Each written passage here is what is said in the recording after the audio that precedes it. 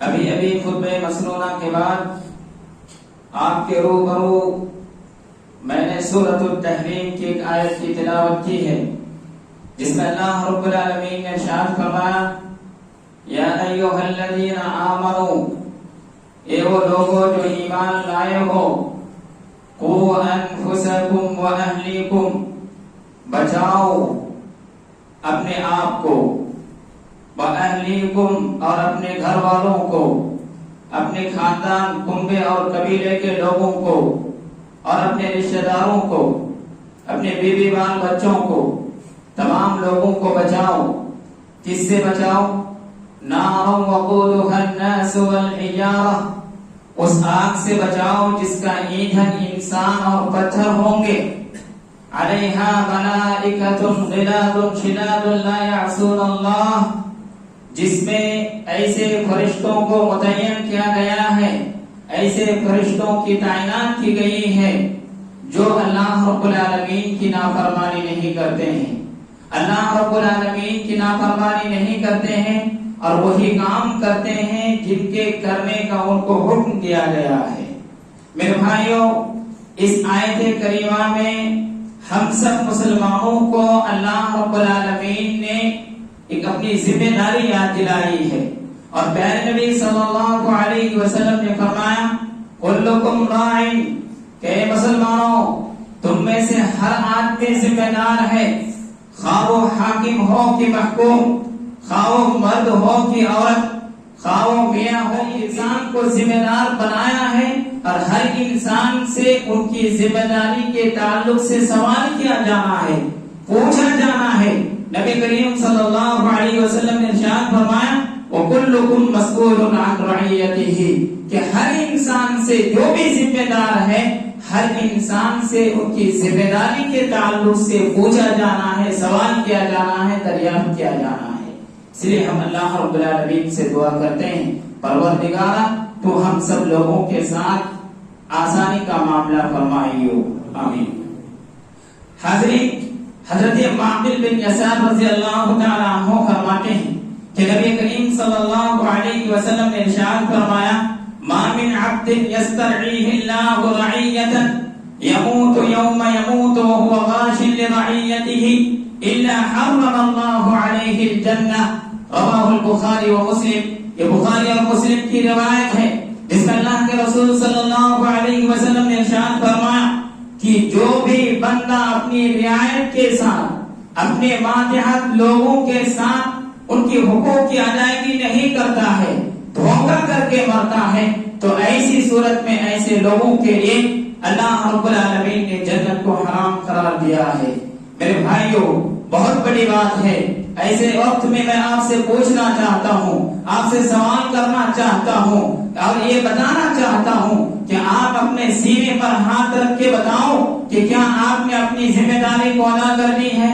کیا آپ والدین ہونے کے ناطے اپنی ذمہ داریوں کو نبھا رہے ہیں اور اس کے تقاضوں کو پورا کر رہے ہیں؟ کیا آپ نے یہ سمجھ رکھا ہے کہ بچے پیدا کر دینا اور اسی طرح بچوں کے کھانے پینے کا انتظام کر دینا، بچوں کے رہنے سہنے کا انتظام کر دینا، اسی طرح پہننے اوڑھنے کے لیے کپڑے وپڑے کا انتظام کر دینا، یہی صرف آپ کی ذمہ داری ہے؟ کیا آپ کی ذمہ داری میں تعلیم کا بندوبست کرنا، تعلیم کا انتظام کرنا یہ آپ کی ذمہ داری نہیں ہے؟ اگر ہے یہ آپ کی ذمہ، کہاں ہے وہ پرائمری اسکول، کہاں ہے وہ جونیئر اسکول، کہاں ہے وہ سینئر اسکول، کہاں ہے وہ ہائی اسکول، کہاں ہے وہ گرلس اسکول اور کہاں ہے وہ بوائز اسکول، کہاں ہے وہ کالجز، کہاں ہے وہ یونیورسٹی اور کہاں ہے وہ تعلیمی مراکز؟ میرے بھائیوں، کہاں ہے؟ ایک بھی اگر ہم چراغ جلا کر بھی ڈھونڈنے کی کوشش کریں گے تو اس علاقے میں ہمیں اس طرح کا کوئی ادارہ نظر نہیں آئے۔ انسان کھڑے ہو کر یہ کہہ سکتا ہے کہ ہم اپنے بچوں کو تعلیم دیتے ہیں اور دلاتے ہیں، لیکن اس کے لیے اپنا اسکول ہونا ضروری نہیں ہے، اس کے لیے اپنا یونیورسٹی ہونا ضروری نہیں ہے، اس کے لیے ہمارا تعلیمی ادارہ ہونا ضروری نہیں ہے۔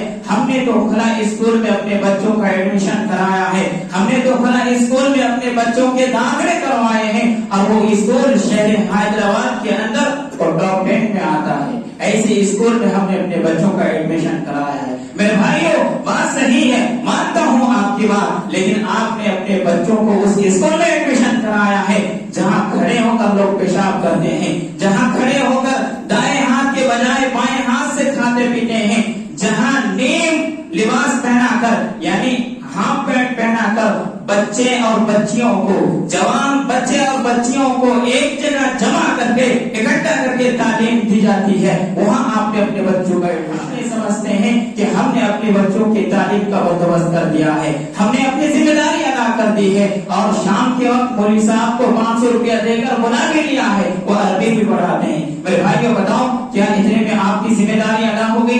क्या आपने अपनी जिम्मेदारियों को अदा कर दिया? क्या आपने अपनी जिम्मेदारियों के तकाज़ों को मुल्क के हालात को मद्देनजर रखते हुए क्या आप इस बात को लेकर फिक्रमंद नहीं है कि आपके बच्चे मुस्तकबिल में जाकर मुर्तद हो सकते हैं, आपके बच्चे दीन इस्लाम से पलट सकते हैं, आपके बच्चे दीन इस्लाम से फिर सकते हैं, आपके बच्चे दीन इस्लाम से दीन इस्लाम को छोड़कर कोई दूसरा दीन इख्तियार कर सकता है? आपने नहीं सोचा? मेरे भाइयों, आए दिन ये खबर आती है कि फला लड़की फला लड़के के साथ भाग गई, फला लड़की फला लड़के के साथ घर से फरार हो गई, फला लड़की फला लड़के के साथ घर से निकलकर गैरों के रस्म और रिवाज के मुताबिक उन्होंने शादी रचा ली।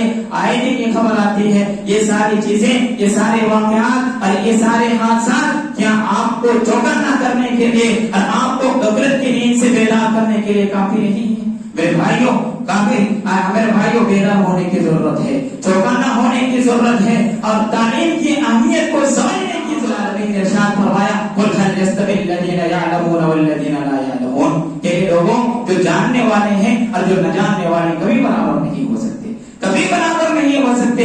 इमाम अहमद बिन हम्बल रहमहुल्लाह को याद कीजिए, उन्होंने एक बात कही है और वो बात ये है कि इंसान को जितनी खाने पीने की जरूरत नहीं होती है, उससे कहीं ज्यादा इल्म की जरूरत होती है। क्यों? इसलिए कि एक इंसान को दिन भर में 3 से 4 मरतबा खाने पीने की जरूरत होती है और इल्म की हमेशा जरूरत पड़ती है, दिन भर जरूरत पड़ती है। मेरे भाइयों, इल्म की अहमियत को समझने की जरूरत है। इसीलिए किसी शायर ने क्या ये खूब कहा है, लैसल जमालु बिअथवाबिन तुज़य्यिनुना इन्नल जमाल जमालुल इल्मी वल अदब, कि खूबसूरती ये नहीं है कि हम नए कपड़े पहन ले, अच्छे से अच्छे कपड़े पहन ले, ब्रांडेड कपड़े पहन ले, खूबसूरती ये नहीं है। इन्नल जमाल जमालुल इल्मी वल अदब, बल्कि खूबसूरती ये है कि इंसान इल्म अदब के हथियार से लैस हो जाए, इल्म अदब उसके अंदर आ जाए। लैसल यतीमु अल्लज़ी क़द मात वालिदुहु, यतीम वो नहीं है जिसके वालिद का इंतकाल हो जाए।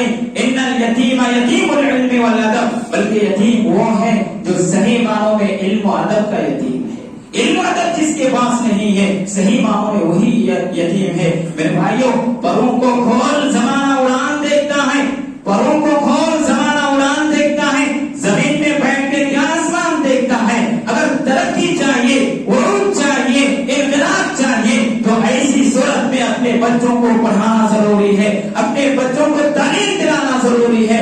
इसके बगैर तरक्की मुमकिन नहीं है। अब इससे पहले एक तरफ से पूरे हिंदुस्तान के अंदर मुस्लिम रियासतें थी, हैदराबाद के नवाब, इसी तरह मैसूर के नवाब और भोपाल के नवाब, न जाने कहां कहां के नवाब थे।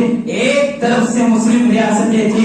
आज उस कौम को क्या हो गया है कि इतनी रियासतें उस वक्त होने के बावजूद कोई ताजमहल बनवाता है, कोई लाल किला बनवाता है, कोई पुराना किला बनवाता है, कोई कुतुब मीनार बनवाता है, ये सारी चीजें बनवाता है, लेकिन अपने बच्चों के लिए किसी ने यूनिवर्सिटी नहीं बनवाई, किसी ने कॉलेजेस नहीं बनवाए। और आज उम्मत का ये हाल है, आज उम्मत का ये हाल है कि अपने हुकूक के लिए दूसरों के सामने हाथ फैलाना पड़ता है, दूसरों के सामने अपने हुकूक को मांगना पड़ता है, कहना पड़ता है कि हमने इस मुल्क के अंदर 850 साल तक हुकूमत की है। मेरे भाइयों, आपने 850 साल तक हुकूमत किया है, कोई कॉलेज नहीं बनाया आपने, कोई यूनिवर्सिटी नहीं बनाई, आपने अपने बच्चों के मुस्तकबिल को नहीं देखा।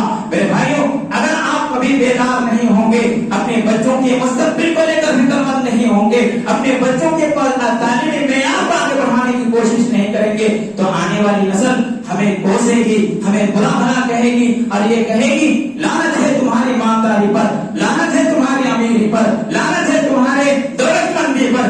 इस तरह के अल्फाज हमें देंगे। मेरे भाइयों, अगर अल्लाह रब्बुल आलमीन ने हमें माल दिया है, दौलत दिया है, अमीर बनाया है, तो हम उसका सही इस्तेमाल करते हुए بچوں کے لیے، بچوں کے مستقبل کے لیے ہم فکر مند ہوں اور اس کے لیے تعلیم مراکز کو قائم کرنے کی کوشش کریں۔ اللہ رب العالمین ہم تمام لوگوں کو اس کی توفیق عطا فرمائے۔ دنیا اندھیری ہے، تاریکی ہے، جب تک علم نہیں، آپ کے پاس آنکھ رہنے کے باوجود، ہاتھ رہنے کے باوجود، پیر رہنے کے باوجود، عقل و دماغ رہنے کے باوجود، سب کچھ صحیح سالم ہونے کے باوجود آپ اپاہج ہیں، آپ مغلوب ہیں، آپ کمزور ہیں، آپ کے پاس کچھ نہیں ہے۔ اس لیے علم کو، اس کی اہمیت کو سمجھنے کی ضرورت ہے اور اس کو بڑھاوا دینے کی ضرورت ہے، اس کے اندر مناقشہ اور مسابقہ کرانے کی ضرورت ہے، بچوں کے اندر کمپٹیشن کرانے کی ضرورت ہے اور ایسے تعلیمی مراکز قائم کرنے کی ضرورت ہے جو ہمارے بچوں کے لیے مستقبل میں ایک روشن چراغ کا بن سکے۔ میرے بھائیوں، علم کے ساتھ ساتھ تربیت کی بھی بہت زیادہ آپ نہیں دیکھتے کہ ایک بچہ جب پیدا ہوتا ہے تو اس کے والدین جس دین کے ماننے والے ہوتے ہیں وہ بچہ بھی اس دین کا ماننے والا ہو جاتا ہے۔ جس گھر میں بچہ پیدا ہوتا ہے اس گھر کے والدین جس تہذیب کو وہ اپنانے والے ہوتے ہیں یا اپنائے ہوئے ہوتے ہیں وہ بچہ بھی اس تہذیب کو اپنا لیتا ہے۔ جس گھر میں بچہ پیدا ہوتا ہے اس گھر کے والدین جس طرح کے پہناوا پسند کرتے ہیں، کوئی یہاں تک پہناوا پسند کرتا ہے، کوئی یہاں تک پہناوا پسند کرتا ہے، جس طرح کے پہناوا کو پسند کرتے ہیں وہ بچہ بھی اسی طرح کے پہناوا کو پسند کرنے لگتے ہیں۔ اسی طرح جس کے گھر میں وہ بچے پیدا ہوتے ہیں تو والدین جو زبان بولتے ہیں وہ زبان وہ بچہ بھی بولنے لگتا ہے، وہ بچہ بھی بولنے لگتا ہے۔ کوئی انگریزی بولتا ہے، کوئی عربی بولتا ہے، کوئی اردو بولتا ہے، کوئی بنگالی بولتا ہے، کوئی اور زبان بولتا ہے۔ جس زبان کے والدین ہوتے ہیں وہ بچے بھی وہی زبان بولتے ہیں۔ لوگوں کو لے لیجیے، دنیاوی اعتبار سے لے لیجیے، جب آپ اس کی اصلیت پر جائیں گے اور باریکیوں پر جائیں گے اور ان کی زندگی کا مطالعہ کریں گے تو آپ کو معلوم ہوگا کہ اس کے پیچھے ان کے والدین کا بہت بڑا رول ہے اور اہم کردار ہے۔ میرے بھائیوں، آج ہماری ماؤں کو چاہیے کہ اپنے بچوں کی صحیح تربیت کرے۔ دعائیں رب العالمین ہماری ماؤں اور بہنوں کی اس کی توفیق عطا فرمائے۔ میرے بھائیوں، آج ہر انسان یا ہر والدین رونا ہوتے ہیں اور یہ کہتے ہیں ہمارے بچے بگڑ گئے، ہمارے بچے بات نہیں سن رہے، ہمارے بچے بات نہیں۔ میں کہتا ہوں کہ آپ نے بگاڑا ہے، میں کہتا ہوں کہ آپ نے اپنے بچوں کی تربیت اس لیے کہہ رہا ہوں کہ جب گھر میں میاں بیوی میں لڑائی ہوتی ہے تو میاں گالی دیتا ہے، بیوی گالی دیتی، ایک دوسرے کو گالی دیتے ہیں، ایک دوسرے کو بھلا بھلا کہتے ہیں، ایک دوسرے کو جھوٹا تصور کرانے میں باور کرانے میں لگے رہتے ہیں اور ایک دوسرے کی عیب جوئی کرتے ہیں، ایک دوسرے کی عیب کو بیان کرتے ہیں اور اسی طرح خاندان پر بات چلی جاتی ہے اور وہ بچے ان کے سامنے تماشا ہی بن کر دیکھ رہے ہوتے ہیں اور ان میں سے اگر کوئی بچہ کھڑے ہو کر اپنے ابو کی طرفداری کرتا ہے، ابو خوش ہوتے ہیں کہ بچہ میرے طرفداری کر رہا ہے، اگر امی کی طرفداری کرتا ہے تو امی خوش ہوتی ہے کہ بچہ میری طرفداری کرتا ہے۔ میرے بھائیوں، اس طرح خوش ہوتے ہیں اور اس سے بچوں کی زندگی پر کیا اثر پڑتا ہے؟ میرے بھائیوں، آپ یہ سمجھتے ہوں گے کہ بچوں کی زندگی پر کوئی اثر نہیں پڑتا ہے، اثر پڑتا ہے۔ وہیں سے بچے گالی دینا سیکھتے ہیں، وہیں سے بچے برا بھلا کہنا سیکھتے ہیں، ایک دوسرے کی عیب بیان کرنا سیکھتے ہیں۔ سب سے بڑی بات کہ آپ کے بچوں کے دلوں سے آپ کی اہمیت ختم ہو جاتی ہے۔ پھر وہ بچے جب ایک وقت آتا ہے کہ آپ کے بچے پھر آپ کی بات نہیں مانتے، پھر وہ آپ کی بیوی کی بات نہیں مانتے، نہ وہ ماں کی بات مانتا ہے بچہ اور نہ ہی وہ باپ کی بات۔ یہی وجہ ہے کہ بچے بگڑتے ہیں۔ تو سب سے پہلے ہمیں اپنی اصلاح کرنے کی ضرورت ہے۔ ہم اصلاح اپنی کریں گے تبھی ہمارے بچے سدھریں گے اور راہ راست پر آئیں گے۔ اسی طرح میرے بھائیوں، اپنی اصلاح کرنے کے بعد بچوں کو سب سے پہلے عقیدے کی تعلیم دی جائے۔ پیارے نبی صلی اللہ علیہ وسلم اپنے بچوں کو تعلیم دیتے تھے اور ساتھ ہی چھوٹے چھوٹے صحابہ کرام کو بھی تعلیم دیتے تھے اور عقیدے کی تعلیم دیتے تھے۔ حضرت عبداللہ بن عباس رضی اللہ تعالیٰ عنہ فرماتے ہیں کہ رسول اللہ صلی اللہ علیہ وسلم نے ایک مرتبہ مجھے اپنے سواری پر بٹھایا اور اس کے بعد فرمایا یا غلام الا اعلمک کلمات ينفعك اللہ بہن۔ اے بچے، کیا میں تمہیں ایسے کلمات نہ سکھاؤں، ایسی باتیں نہ سکھاؤں، ایسی تعلیمات نہ دوں جن کے ذریعے اللہ رب العالمین تمہیں فائدہ پہنچائے گا، نفع پہنچائے گا۔ اس کے بعد نبی کریم صلی اللہ علیہ وسلم فرمانے لگتے ہیں، کہتے ہیں احفظ اللہ یحفظک، کہ بچے تم اللہ رب العالمین کی حفاظت کرو، اللہ رب العالمین تمہاری حفاظت کرے گا۔ اللہ رب العالمین کی حفاظت کا کیا مطلب ہے؟ یعنی اللہ رب العالمین کی دین کی حفاظت کرو، اللہ رب لیے جن جن کاموں کے کرنے کا حکم دیا ہے ان کو کرو اور جن جن کاموں سے رکنے کا حکم دیا ہے ان سے رکو. یہ اللہ رب العالمین کی حفاظت کرنا ہے. اگر تم اللہ رب العالمین کی حفاظت کرو گے اللہ رب العالمین تمہاری حفاظت کرے گا. اپنے بچوں کو عقیدے کی تعلیم دینے کے بعد اپنے بچوں پر نظر رکھنی چاہیے کہ اپنے بچے کہاں جا رہے ہیں, کن کی صحبت اختیار کر رہے ہیں, کن کے ساتھ کھیل کود رہے ہیں, کن کے ساتھ گھوم رہے ہیں, کن کے ساتھ پھر رہے ہیں. یہ ساری چیزوں پر کڑی نظر ہونی چاہیے.